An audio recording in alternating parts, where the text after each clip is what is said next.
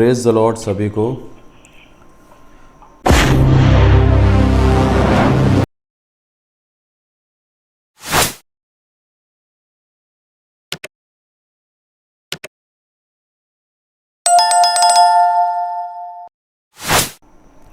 आइए आज के वचन को हम देखेंगे मत्ती में से, मत्ती उसका 21वां अध्याय और 18वीं आयत। आज तीसरे दिन के अंदर प्रभु की यदि हम बात करें तो प्रभु यीशु मसीह ने आज मंगलवार को 3 काम किए जिनके विषय में आज हम बात करेंगे।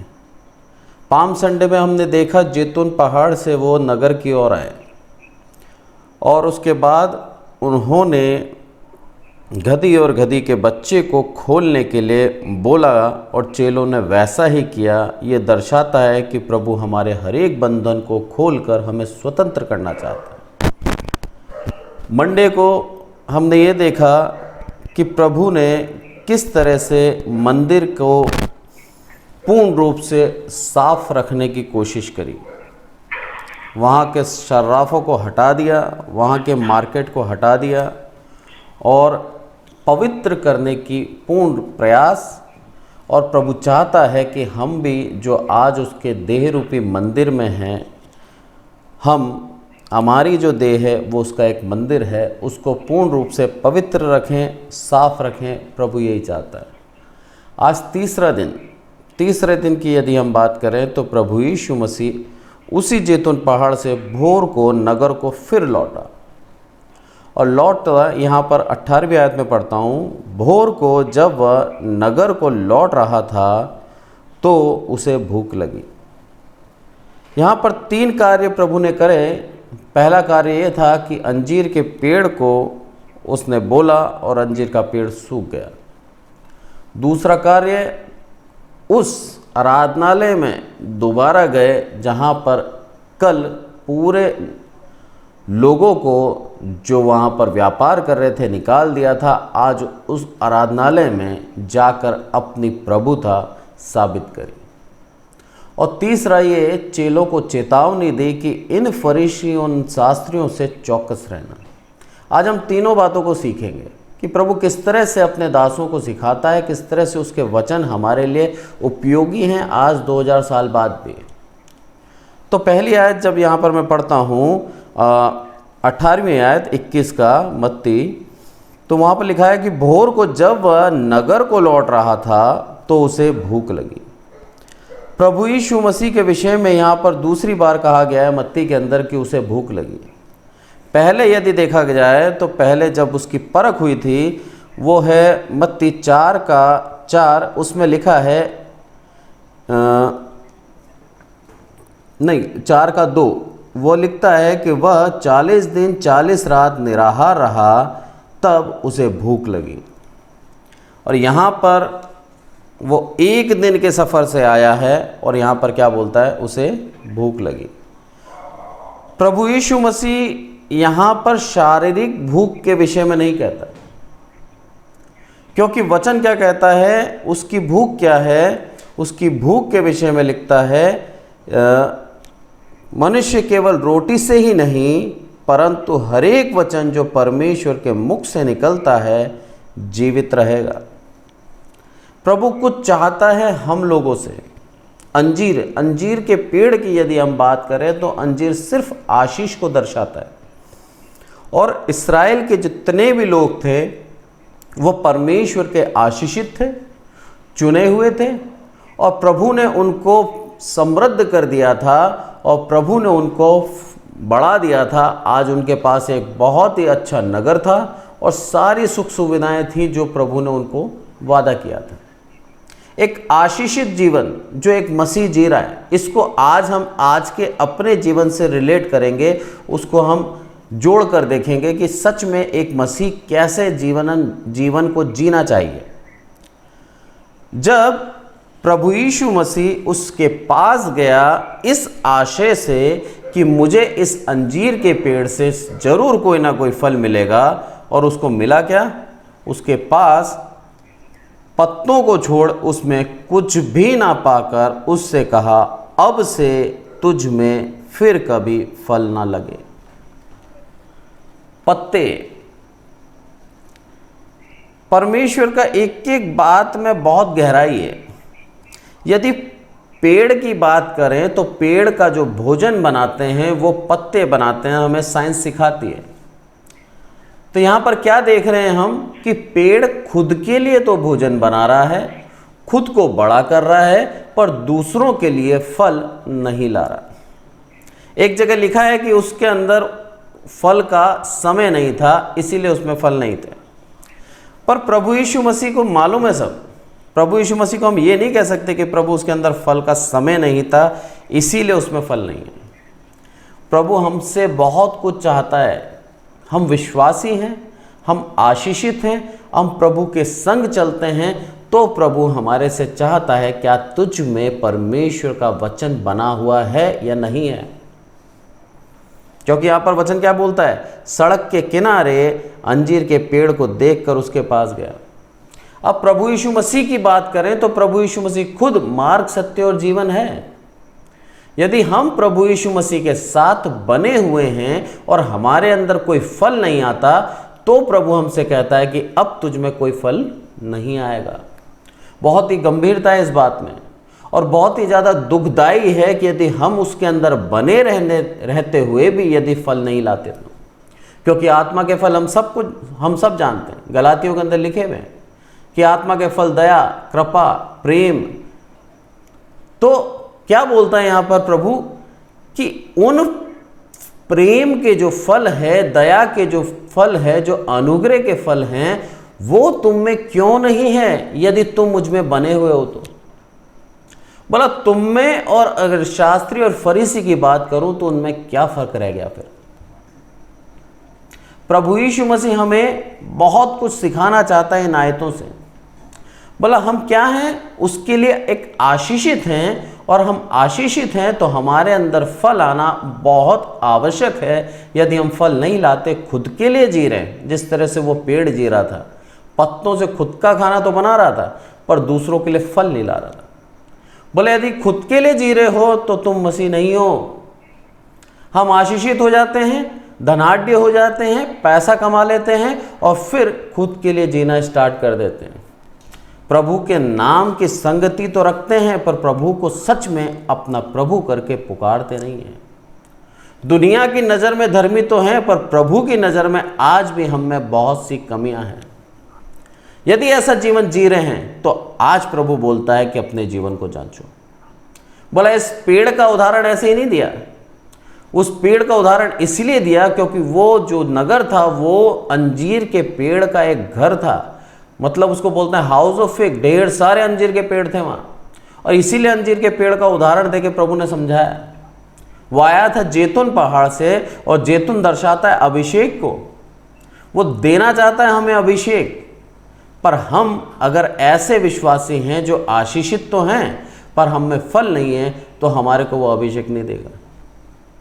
अब चुनाव हमारे ऊपर है, क्या हम उसके साथ बने रहते हैं और फल नहीं लाते, तो हमारे लिए प्रभु कह सकता है आज कि आज के बाद तुझ में कोई फल नहीं आएगा, क्योंकि जब मुझे जरूरत थी तब तुझ में कोई फल नहीं मिला। आज प्रभु को जब जरूरत है, प्रभु का वचन क्या कहता है कि यदि तुमने मेरे नाम से कोई किसी दास को एक ठंडा गिलास पानी का भी पिला दिया तो तुमने उसका प्रतिफल कभी भी नहीं खोओगे। ये है वो फल, वो दया कि तुमने मेरे नाम से यह व्यक्ति आया था, उसको तुमने क्या कराया, एक ठंडा गिलास पानी पिलाया। यहाँ पर भी क्या बोलते हैं, यहोवा के नाम से आने वाले को होशन्ना, क्योंकि प्रभु यीशु मसीह परमेश्वर के नाम से आया था।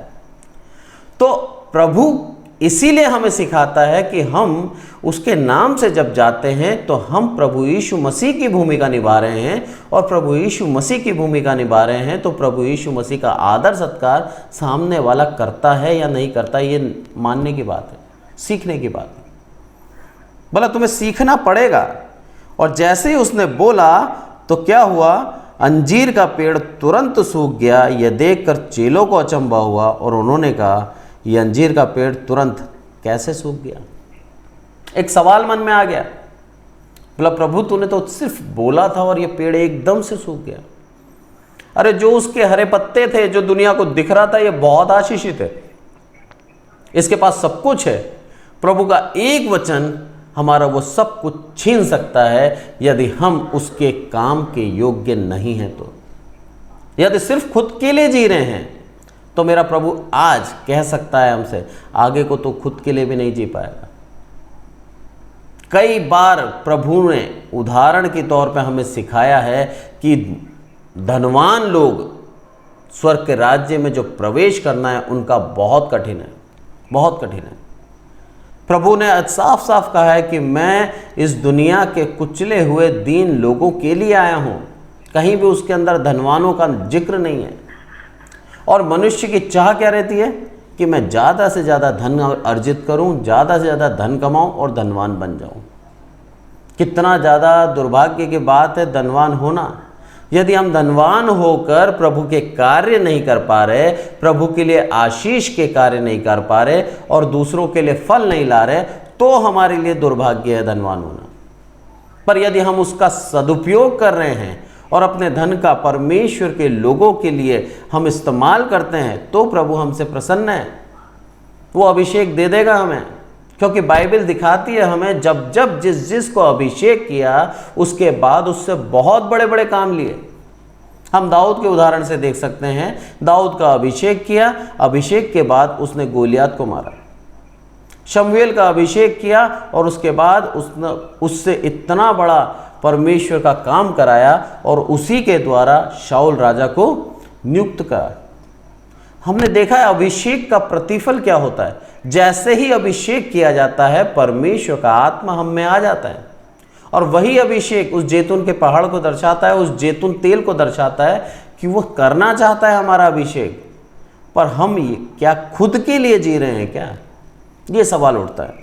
और जब ऐसी बात आती है तो 21वां आयत क्या बोलती है कि यीशु ने उनको उत्तर दिया, मैं तुमसे सच कहता हूं यदि तुम विश्वास रखो और संदेह ना करो तो ना केवल यह करोगे पर इस अंजीर के पेड़ से जो किया गया है, परंतु यदि इस पहाड़ से भी कहोगे उखड़ जा और समुद्र में जा पड़ तो वह तो हो जाएगा, तो यह हो जाएगा। बोला विश्वास के ऊपर है। बोला मैंने विश्वास के साथ कहा और ऐसा हो गया और ये चीज उसने हमें भी दे दी। बोला तुम यदि विश्वास के साथ करते हो तो तुम्हारे लिए भी ऐसा हो जाएगा। ये बातें हुई और उसके बाद वो आराधनालय में गया और जब आराधनालय में गया तो हम लूका पढ़ते हैं, लूका 20 और उसका पहले आयत से मैं पढ़ता हूँ। और एक दिन ऐसा हुआ कि जब वह मंदिर में लोगों को उपदेश दे रहा और सुसमाचार सुना रहा था तो प्रधान याजक और शास्त्री और पुरनियों के साथ पास आकर खड़े हुए और कहने लगे, हमें बता तू इन कामों को किस अधिकार से करता है और यह वह कौन है जिसने तुझे यह अधिकार दिया है। किन कामों के विषय में बात चल रही है? ये जो काम इसने एक दिन पहले करे थे, जिन लोगों को इसने बाजार में जो व्यापार कर रहे थे मंदिर में उनको हटा दिया था, वो लोगों ने शिकायत करी होगी और ये प्रभु यीशु मसीह के पास आए। बोला तू किस अधिकार से ये करता है? बोला तू ना ही हमारे जो सुप्रीम कोर्ट है उसका तू कोई न्यायी है, ना ही तू कोई पद अधिकार करता है, पद है तेरे पास, फिर तुझको किसने अधिकार दिया इन सब लोगों को यहाँ से व्यापार ना करने का? क्योंकि ये लोग उनसे पैसा लिया करते थे और आज इनका पूरा का पूरा व्यापार परमेश्वर के पुत्र प्रभु यीशु मसीह के द्वारा अस्त व्यस्त हो गया। क्योंकि लिखा है वहाँ पर उसने रस्सी का कोड़ा बनाया और सारे जानवरों को भगा दिया था वहाँ से, सब कुछ पवित्र कर दिया था उसने। उस मंदिर की जो सच में उसकी पवित्रता है वो उसको लौटाना चाहता था और ये समय था कि प्रभु अब इससे सवाल किया गया है, अब तू बता तूने किस अधिकार से किया। जब ये सामने आया तब प्रभु यीशु मसीह क्या बोलते हैं, बड़ी खूबसूरती से जवाब देते हैं। उसने उनको उत्तर दिया, मैं भी तुमसे एक बात पूछता हूँ, मुझे बताओ। प्रभु यीशु मसीह यहाँ कह सकते थे कि मेरा पिता का घर है वो और मुझे पूर्ण अधिकार है, क्योंकि मेरा स्वर्गीय पिता का भवन है वो, और मैं उसका पुत्र हूँ, मुझे अधिकार है। वो बोल सकते थे पर जानबूझ के नहीं बोला, क्योंकि उनको मालूम है मैं बोलता और इनके समझ में नहीं आएगी। यहाँ पर उसने अधिकार जताया कि मैं कौन हूँ। बोला मैं तुम सबके ऊपर हूँ, तुम जो यहाँ पर न्याय बन के बैठे हो, तुमने जो एक समाज बना रखा, एक न्याय व्यवस्था बना रखी, उसके भी ऊपर हूँ मैं कर सकता हूँ, मुझे किसी से पूछने का अधिकार नहीं है। जब हम पूर्ण रूप से अपने ऊपर अधिकार देते हैं मेरे प्रभु यीशु मसीह को, तो वो हमारे जीवन में आकर रूल कर सकता है। उसको पूर्ण अधिकार है, उसको किसी की इजाज़त लेने की आवश्यकता नहीं है, और वो किसी के लिए वेट नहीं करता कि इससे पूछ कर मैं कार्य करूं। उसने मंदिर को पूर्ण रूप से शुद्ध करने की कोशिश करी और पवित्र करने की कोशिश करी, वहाँ के लोगों को भगा दिया और पूर्ण रूप से उनको बताया कि मैं प्रभुता रखता हूँ, मैं ये कार्य कर सकता हूँ, मुझे पूछने की कोई आवश्यकता नहीं। यदि हमें याद हो तो निकोदेमुस जो रात में प्रभु यीशु मसीह के रात में बात करी थी, और वो छुप के बात करी थी। उसने क्यों करी थी? क्योंकि वो इसी न्यायालय का एक अधिपति था, एक अधिकारी था। वो इसीलिए सामने आकर प्रभु यीशु मसीह से बात नहीं करी थी उसने। और ये चीज़ हमें बताती है कि प्रभु यीशु मसीह सब जानता था, और उसने रात में जाकर जब उसके बात करी, तब भी उसने यही बोला कि नए सिरे से यदि इंसान नहीं जन्मेगा, तब तक परमेश्वर का राज्य नहीं देखेगा। उस समय उस बात को वो समझा नहीं निकोदेमुस, पर बाद में जब प्रभु यीशु मसीह सलीब पर चढ़ा और उसके बाद उसकी शव की बात आई, तो निकोदेमुस और उसके साथ में एक और व्यक्ति दोनों गए और उसके शव को लेकर परमेश्वर की विधि के अनुसार जो पहले से कह रखा था, तय था, उसको दफना दिया। ये चीज़ कितनी आगे से आगे प्रभु के लिए तय थी, ये चीज़ हम देखते हैं। किस तरह से परमेश्वर ने प्रभु यीशु मसीह के जीवन में कार्य करा, और हर एक चीज़ उसके जीवन के लिए तय था। यहाँ पर जब हम देखते हैं आगे, तो वो पूछता है प्रभु यीशु मसीह कि मैं भी तुमसे पूछ सकता हूँ कि तुम मुझे बताओ कि यूहन्ना का बपतिस्मा स्वर्ग की ओर से था या मनुष्य की ओर से? क्या एक सवाल में परमेश्वर ने उनको घुमा दिया। भला मुझे बता दो कि यूहन्ना का बपतिस्मा स्वर्ग की ओर से था या परमेश्वर की ओर से था? वे आपस में कहने लगे, यदि हम कहें स्वर्ग की ओर से, तो यह कहेगा तुमने फिर उसकी प्रतीति क्यों ना की, और यदि हम कहेंगे मनुष्य की ओर से, तो सब लोग हम पर पत्थरवा करेंगे, क्योंकि वे सचमुच जानते थे कि यूहन्ना का भविष्यवक्ता था। एक सवाल में प्रभु यीशु मसीह ने फंसा दिया और उससे कहा कि अब तुम बताओ। तो क्या बोलते हैं 7वीं आयत में? अतः उन्होंने उत्तर दिया, हम नहीं जानते कि वह किसकी ओर से था। यीशु ने उनसे कहा, तो मैं भी तुमको नहीं बताता, मैं ये काम किस अधिकार से करता हूँ। यहाँ पर प्रभु यीशु मसीह ये नहीं बोला कि मैं भी नहीं जानता, क्योंकि प्रभु यीशु मसीह झूठ नहीं बोलता। इन लोगों ने झूठ बोल दिया, बोला हम नहीं जानते कि किसकी ओर से था, पर प्रभु यीशु मसीह ने झूठ नहीं बोला। प्रभु यीशु मसीह क्या बोलता है? मैं तुम्हें नहीं बताता। ये चीज़ हमें सीखते हैं हम कि किस तरह से प्रभु एक एक बात में विश्वास योग्य था। एक एक बात उसके मुख से जो निकलती थी, उसमें से कहीं भी कोई धोखा नहीं था, कहीं कोई छल नहीं था, और कहीं भी वो झूठ नहीं बोलता था। ये प्रभु की एक महानता थी। यदि हम तीसरी बात अगर देखें जो प्रभु ने हमें सिखाई, किस तरह से वो हमें चेतावनी देता है, तो वो चीज़ हम देखेंगे मत्ती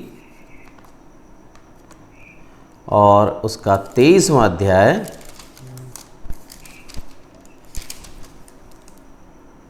और 23 से मैं पढ़ता हूँ आपके लिए।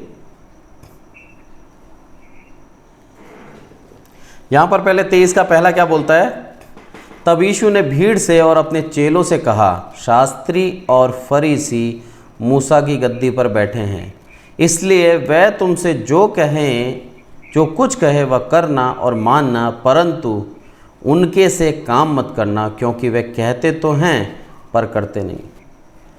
कितने अच्छी तरीके से प्रभु ने हमें सिखाया है कि हमें हमारे हाकिमों के अधीन रहना है, हमें हमारे अधिकारियों के अधीन रहना है। बोलो वो जो गद्दी है वो मूसा की है और वो पवित्र गद्दी है, वो मैंने नियुक्त करी थी मूसा के लिए, और मूसा के अधीन रहने की व्यवस्था मैंने बनाई थी, और उसी व्यवस्था के अधीन तुम्हें रहना है। बोलो वैसे करना तो सही तुम, पर वो जो करते हैं उनकी जैसी चाल मत चलना। बोला हमारे अधिकारी कोई भी हो सकते हैं, हमें उसके अधीन रहने की आज्ञा तो दी है, पर हम उस अधिकारियों के अधीन रहकर उन अधिकारियों जैसे ना बन जाएं, क्योंकि वो उनके विषय में क्या लिखा है कि वे अंधे अगुए हैं, और अंधा यदि अंधे को मार्ग दिखाएगा तो दोनों गड्ढे में गिरेंगे। लिखा है यहाँ पर 23वीं आयत में कि हे कपटी शास्त्री और फरीसी, तुम पर हाय, तुम पुदीने और सौंफ और जीरे का दशवांश तो देते हो, परंतु तुमने व्यवस्था को गंभीर बातों को अर्थात न्याय, दया, विश्वास छोड़ दिया है। चाहिए था कि उन्हें भी करते रहते और उन्हें भी ना छोड़ते। बोला पुदीने और सौंफ और जीरे का दशवांश देते हो, जो दिखने में बहुत ज़्यादा है, दुनिया देखती है, बोला हाँ ये परमेश्वर की आज्ञा को मानता है, पर तुमने जो मेन चीज़ है वो क्या छोड़ दी? न्याय छोड़ दी, दया छोड़ दी और विश्वास छोड़ दिया। जो गंभीर बात है, जिसके द्वारा एक मसीह परखा जाता है, जिसके द्वारा मसीह का न्याय होगा, वो चीज़ें तुमने छोड़ दी। और ना केवल छोड़ी, तुम सिखाते भी हो कि तुम्हारे जैसा इंसान बन जाए। यहाँ पर चेलों और लोगों को यहाँ लिखा है, दोनों को सिखा रहा है वो जो उनके साथ बैठे थे। बोला अब करना मत इनकी तरह, और अपने आप को मेरी व्यवस्था के अनुसार चलाओ, क्योंकि यदि तुम भी उनकी तरह बन गए तो स्वर्ग राज्य भूल जाना। अन्याय करने वाले को देखकर हम खुद अन्याय नहीं कर सकते। कई बार होता है, मैंने देखा है, और कई विश्वासी भी मेरे से बात करते हैं और कहते हैं कि इसने ऐसा करा इसीलिए मैंने ऐसा किया। हमें अधिकार नहीं दिया है बदला लेने का, हमें अधिकार नहीं दिया है न्याय करने का, हमें अधिकार दिया है विनती करने का। ये हमारा अधिकार है। इस चीज़ को हम व्यर्थ ना जाने दें। हम पूर्ण रूप से उसके करीब आएं और परमेश्वर से मांगे कि प्रभु तू न्याय कर, न्यायी तू है, न्याय के पद पे तू है। और यहाँ पर वो बोलता भी यही है कि हे शास्त्रीय फरीसी, क्या हो तुम? कपटी लोग हो, तुम्हारे मन के अंदर कपट भरा है और तुम मुंह से परमेश्वर की आराधना करते हो। मन तुम्हारा परमेश्वर से दूर है, बस दिखाने के लिए तुम परमेश्वर के नज़दीक आते हो। यदि ऐसा जीवन मनुष्य जी रहा है, एक विश्वासी जी रहा है, तो प्रभु आज हमें सिखाता है कि ऐसे जीवन से हम हट जाएं। मतलब दिखाने के लिए मत जियो। पौलुस बोलता है या तो ठंडे रहो या गर्म रहो, गुनगुना कुछ नहीं होता। या तो प्रभु में आ जाओ या फिर प्रभु से दूर रहो। प्रभु में आग के फल नहीं लाते तो हम प्रभु के दास या प्रभु के विश्वासी नहीं हैं। यहाँ पर वो यही कहता है कि परंतु तुम व्यवस्था की गंभीर बातों का अर्थात न्याय, दया और विश्वास, इन तीनों को तुमने क्या करा? छोड़ दिया। चाहिए था इनको तुम अपनाते तो ऑटोमेटिक तुम सारे कामों को सही तरीके से करते। पर जहाँ लालच आ जाता है और जहाँ संपन्नता आती है, वहाँ न्याय बिगड़ता है। आज मेरे पास सब कुछ है तो मुझे किसी का डर नहीं होगा, क्योंकि मेरे पास सब कुछ है और मेरे पास अधिकार भी है, मैं हाकिम भी हूँ और मेरे पास एक अधिकारी पद है, तो और ज़्यादा मैं अन्याय कर सकता हूँ, क्योंकि अब मेरे को बोलने वाला भी कोई नहीं है। बोला प्रभु बोलता है ऐसा समय आता है तो तुम क्या करना है? तुम्हें ध्यान रखना है, चौकस रहना है उसके खमीर से जो तुम्हें अपने जैसा बना देगा। और आगे बोलता है वो कि हे अंधे अगुओं, तुम मच्छर को तो छान डालते हो परंतु ऊँट निगल जाते हो। बोला छोटी छोटी बात दिखाने के लिए पवित्र बन जाते हो, छोटी छोटी बात दुनिया को दिखाने के लिए कि मैं ऐसा करता हूँ, मैं ऐसा करता हूँ, मैं परमेश्वर के राज्य के लिए ये करता हूँ, मैंने ये दशमांश दिया है, मैं उपवास करता हूँ, मैं प्रार्थना में लगा रहता हूँ। बोला सारी छोटी छोटी बातें हैं मेरी नज़र में, क्योंकि तुमने जो तुमने मेन बात है न्याय, वो तुमने बिगाड़ दिया और दया नहीं करी किसी के ऊपर, और तुम्हारे अंदर सचमुच में मेरे नाम पे विश्वास नहीं है। तुम सिर्फ अपनी समझ और बुद्धि का सहारा लेते हो और तुम सिर्फ अपने पैसों पे ध्यान देते हो। बोला इसलिए क्या हो, तुम अंधे हो और अंधे अगवे हो तुम, मच्छर को तो छान डालते हो और ऊँट को निगल जाते हो। हे कपटी शास्त्री और फरीसियों, तुम पर हाय, तुम कटोरे और थाली को ऊपर ऊपर से मांजते हो परंतु भीतर अंधेर और असंयम से भरे हुए हो। एक मनुष्य के जीवन को प्रभु यीशु मसीह ने पूर्ण रूप से बता दिया। बोला दुनिया को दिखाने के लिए सिर्फ मसीहत का ढोंग करके जीवन जी रहे हो, पर असलियत में अंदर असंयम से भरे हुए हो। एक उदाहरण से समझाता हूँ मैं। बोला सांप की यदि हम बात करें तो सांप पूरे समय आड़ा टेढ़ा होकर चलता है, पर जैसे बिल में जाता है एकदम सीधा जाता है। बोला ये वो मसीह हैं, बोला पूरा सांसारिकता में घूम रहे हैं, पर जैसे ही चर्च जाते हैं वैसे ही एकदम सीधे हो जाते हैं।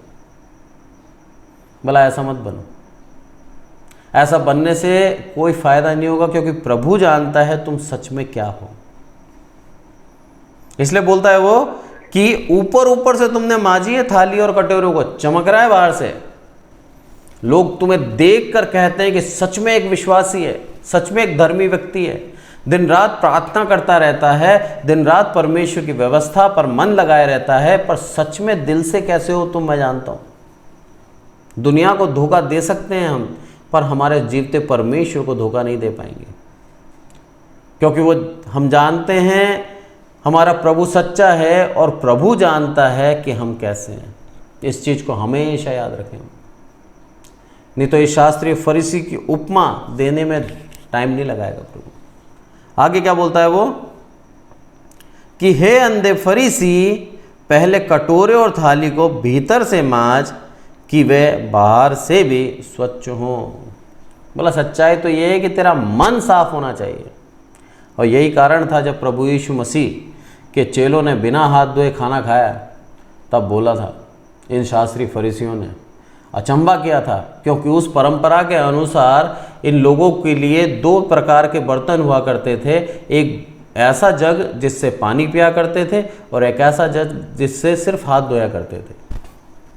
और इन लोगों की तो ये मनसा थी, ये इस तरह से मानते थे कि जब ये बाज़ार से आया करते थे तो न केवल हाथ धोते थे पर पूर्ण रूप से नहाकर फिर खाना खाया करते थे। और इन चेलों ने जब हाथ भी नहीं धोए तब इनका कहने लगे कि ये कैसे चेले, क्योंकि यहूदी परंपरा से ये अलग चल रहे थे। इसलिए बोलता है वो, क्या बोलता है कि हे अंधे फरीसी, पहले कटोरे को और थाली को भीतर से मांज कि वे बाहर से भी स्वच्छ हो जाए। तेरा मन शुद्ध होना चाहिए, तेरा आचरण ऑटोमेटिक अच्छा हो जाएगा, तेरा चाल चलन स्वतः ही ठीक हो जाएगा। यदि तेरा मन अच्छा है तो असंयम ही नहीं होगा, तेरे में संयम आ जाएगा। तू व्यभिचार करने की सोचेगा नहीं, क्योंकि तेरे अंदर संयम आ जाएगा। अब तू परमेश्वर की इच्छा के अनुसार अपने जीवन को चलाएगा। आगे बोलता है 27वें आयत में, हे कपटियों, शास्त्री और फरीसियों, तुम पर हाय, तुम चूना फिरी हुई कब्रों के समान हो, जो ऊपर से सुंदर दिखाई देती है परंतु भीतर मुर्दों की हड्डियां और सब प्रकार की मलिनता से भरे। कितना ज़्यादा परमेश्वर का पुत्र प्रभु यीशु मसीह इन शास्त्रियों फरीसियों के कपट से घृणा रखता था। आप देखिए इन आयतों से, आज भी उन लोगों से घृणा रखता है जो ऐसा जीवन जी रहे हैं। बोला सचेत कर रहा है, ये चेतावनी दे रहा है हर एक मनुष्य को जो उसके वचन को पढ़ता है, उसके चेलों को चेतावनी दे दी और वहाँ बैठे वाले लोगों को चेतावनी दे दी। कारण क्या था? कारण ये था, उसको मालूम था कि अब समय आ गया है, मेरा जाना तय है, मैं इनको छोड़ कर जाऊंगा और कल को इनके साथ वही सम्मान, वही आदर और वही प्रतिष्ठा दी जाएगी जो आज लोग मुझे दे रहे हैं। बोला जब इनके पास सब कुछ आ जाए, ये कहीं शास्त्री और फरीसी ना बन जाए। मनुष्य बहकता कब है? जब उसके पास सब कुछ आता है। और ये इतना ही आदर सम्मान कैफा यानी कि पतरस, यूहन्ना और लूका अलग अलग चेलों को मिला। इनको आदर सम्मान दिया जाता था, इनको बुलाया जाता था, इनकी प्रार्थना से बड़े बड़े आश्चर्य कर्म होते थे और लोग बाग सब खुश थे इससे।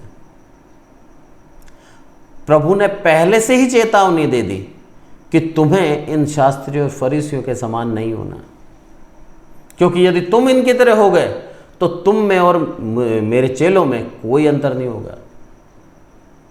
बोला तुम मेरे चेले हो, दुनिया को दिखना चाहिए, तुम्हारे अंदर नम्रता, दया, न्याय होना चाहिए।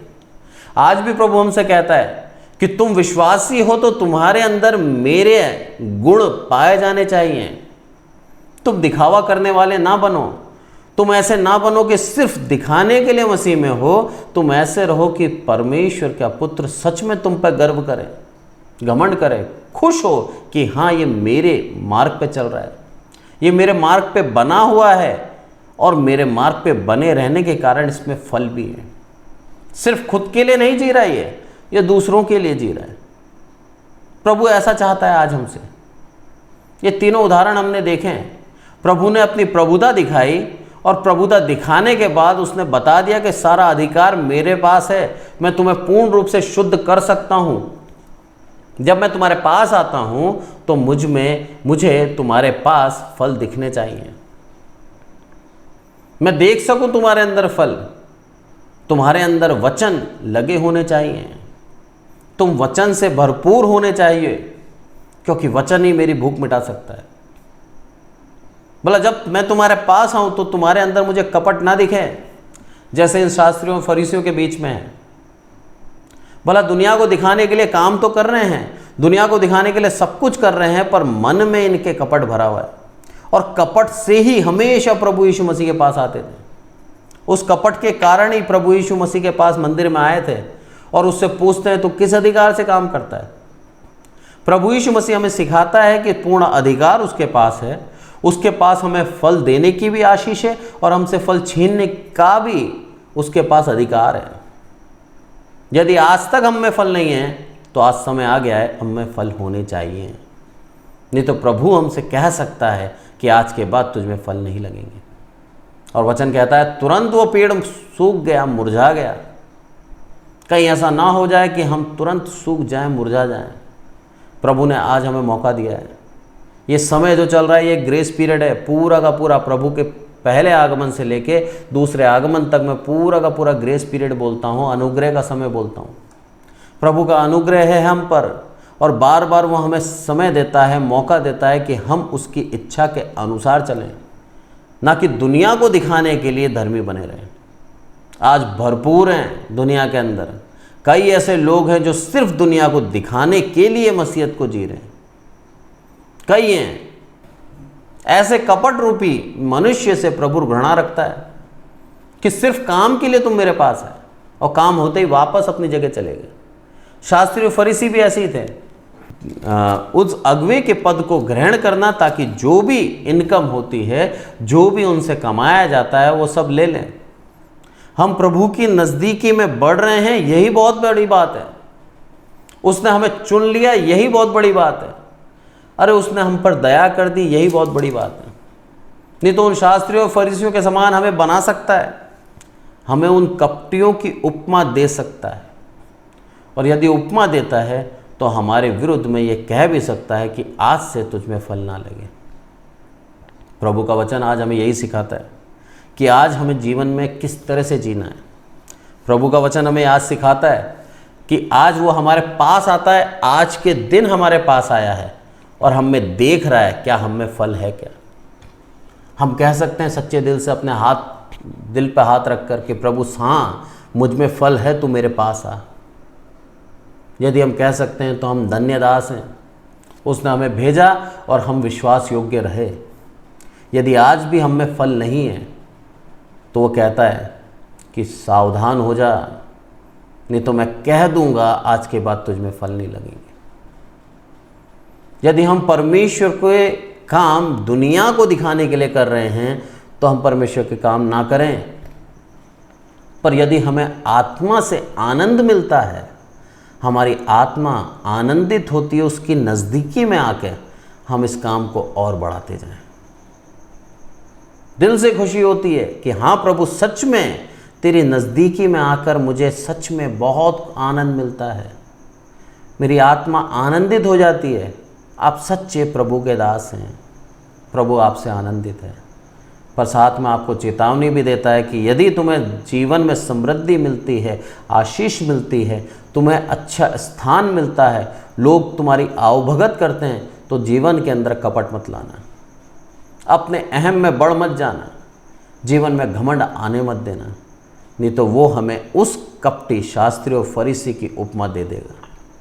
अब चुनाव हमारे ऊपर है, क्या हम उसका अभिषेक लेकर आशीषित रहें और जीवन में फल लाएं, या सिर्फ खुद के लिए जीकर हम अपने लिए तो खुश हो सकते हैं पर प्रभु के लिए हम अच्छे दास नहीं हैं। परमेश्वर आज के वचन से हम सबको आशीषित करें। Praise the Lord.